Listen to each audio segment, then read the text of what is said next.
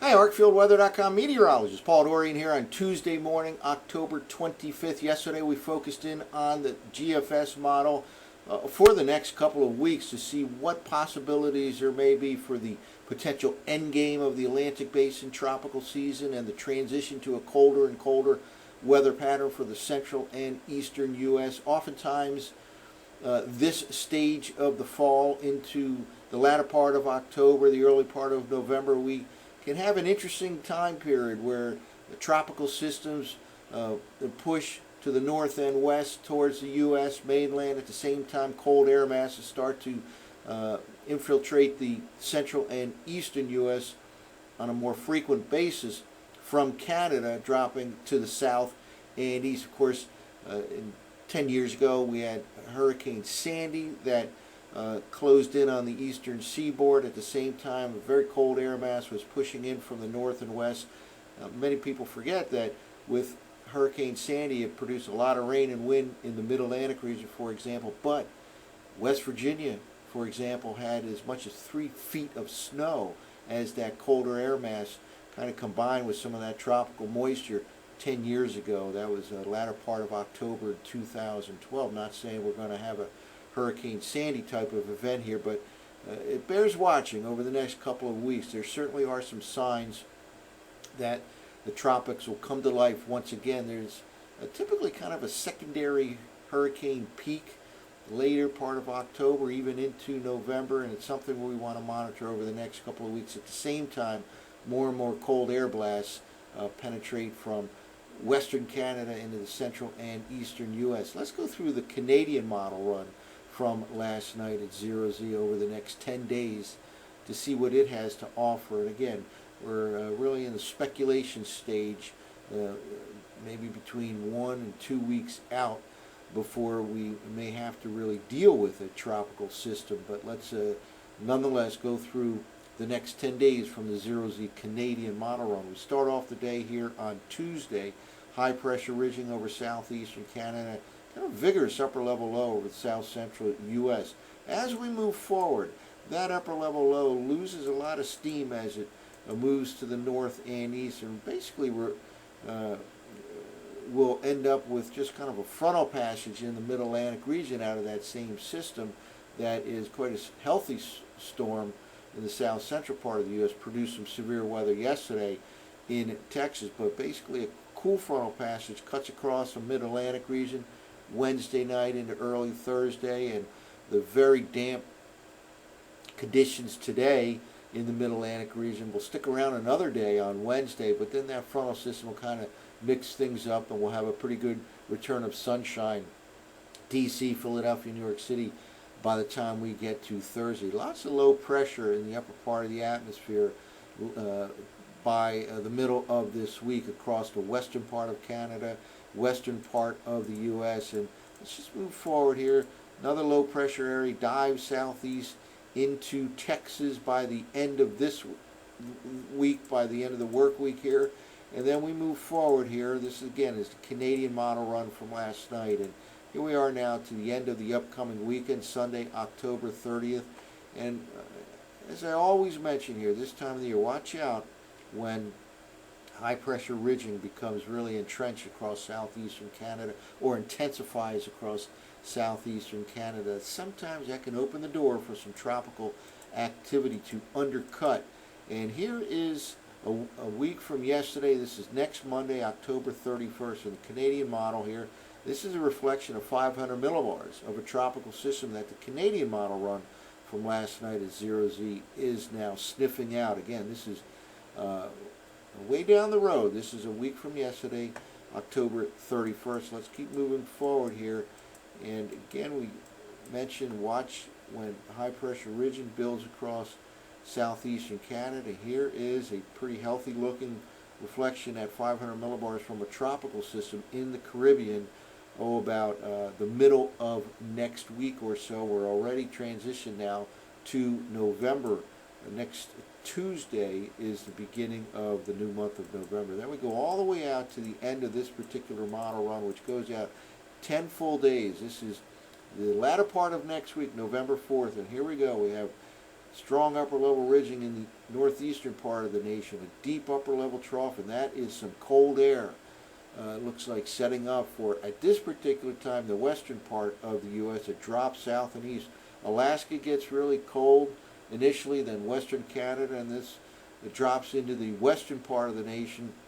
Same time, Canadian model run has a very strong looking tropical system. This is just a reflection at 500 millibars too. In 10 days, we're talking 10 days out near the Yucatan Peninsula. So very cold air dropping into the western U.S.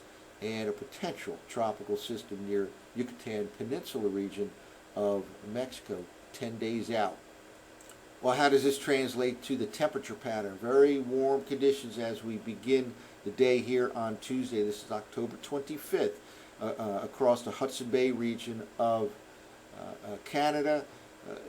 Milder than normal, at least at the 850 millibar level here in the Mid-Atlantic region, but there's so much low-level moisture, we will have limited, if any, sunshine through tomorrow in the Mid-Atlantic region. Places like D.C., certainly Philadelphia, New York City will remain locked in with low clouds, fog, drizzle right through tomorrow, and that kind of keeps a lid on the temperatures at the lower levels of the atmosphere. Colder than normal out in the west. Now let's move forward here and watch what happens with the 850 millibar temperature anomaly pattern. Again, Alaska turns really cold later this week. That's always a place we look as we get into the November time frame, and certainly through the winter, the cold air that can first show up on the maps in Alaska and western Canada. Very cold weather pattern by later this week across Alaska, and still remaining colder than normal out across the western part of the U.S.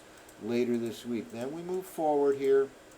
We have again that high pressure ridging showing up across eastern Canada by later the weekend, early part of next week, and that will be associated with some warmer than normal air temperatures at the 850 millibar level. Still quite cold. This is next Monday, October 31st, Halloween Day. Very cold across Alaska here, and still in the Rocky Mountain states in colder than normal conditions. Let's now move forward here. Some of this cold air mass that builds up across Alaska later this week into the weekend and builds up across western Canada will eventually dive to the south and east. And here we see some of that here now. We're in the middle part, the latter part of next week, all the way out as far as this model run can go, which is 10 days out. By the way, these maps are available at tropicaltidbits.com.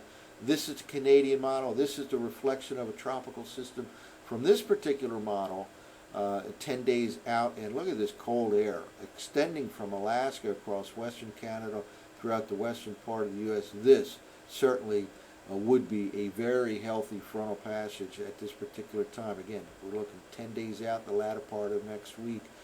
This would be a very, very strong frontal system across the central U.S. Now, let me point out that while the Canadian model has a strong-looking tropical system here in the northwestern part of the Caribbean, the GFS is hinting at something over the western part of the Atlantic Ocean, maybe more of a potential threat for the U.S. East Coast. Still way out. We're just in the speculation phase right now. Just don't focus in on the details, just the overall pattern that there can very well be a strong tropical system somewhere in the Atlantic Basin as we transition into a colder and colder weather pattern during the early part and perhaps the middle part of November. Well, let's wrap up with the surface forecast maps. Again, we're focusing in on the Canadian model run from 0Z last night. Here's that strong system as we begin the day here on Tuesday, October 25th, over the south central states. Again, it caused some severe weather last night in Texas. It moves to the north and east and really loses its punch, maybe just resulting in a shower or two in the Mid-Atlantic region Wednesday night. And that's it, just maybe a shower or two. A weak frontal system comes through, but that front will be strong enough to mix up the atmosphere and get rid of this low-level moisture, D.C., Philadelphia, New York City, so that by Thursday we'll see sunshine again in the I-95 corridor region. Now, let's move forward here in time, and a lot of cold air up across Alaska later this week, up across the northwestern part of Canada. We're into the upcoming weekend now. And here we go on Sunday, October 30th, another low-pressure system in the southeastern states. high pressure over the northeast U.S. at the end of the upcoming weekend. And here we go, a reflection at the surface now from the Canadian model run of last night for a tropical system in the Caribbean by the latter part of the upcoming weekend. And here we go, it moves to the west towards the Yucatan Peninsula region by the time we get to 10 days out or so. This is now next Thursday, a week from this Thursday. We're talking November 3rd at this time frame. And again, this is as far out as this model goes, with a strong tropical system nearing the Yucatan Peninsula region. Whether it's there or not is total speculation at this point. Again, there are some signs from other models like the GFS that something could be over the western part of the Atlantic Ocean at the same time.